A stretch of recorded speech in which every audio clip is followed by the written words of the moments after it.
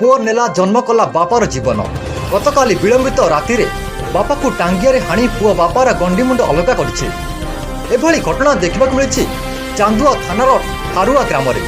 सूचना योग्य कि गतकाली विलंबित राति प्राय 2:30 भितर ठारुआ ग्रामर सोमू सिंह बयस 30 एक धारुआ टांगिया साहाय्य बापा बाईधर सिंह बयस 60 कौन आगु झगड़ा न थाए किंबा निशाशक्त न थाए सोमू बाईधर को हत्या करथिला। रुचकर कथा यही जे हत्याकारी पुओ बापार कोटा मुंड को एक बेग रे पुरई मुंड एवं टांगिया को धरी राति प्राय 3:30 भितर चांदुआ थाना रे आत्मसमर्पण करिथांती। एही घटना स्थान रे एसडीपीओ तदंत जारी रखिथिबा बेले साइंटिस्टिक टीम घटना स्थान रे तदंत जारी रखी चंती। मयूरभंजरू संजीव कुमार बिंधाणी रिपोर्ट G9 ओडिया।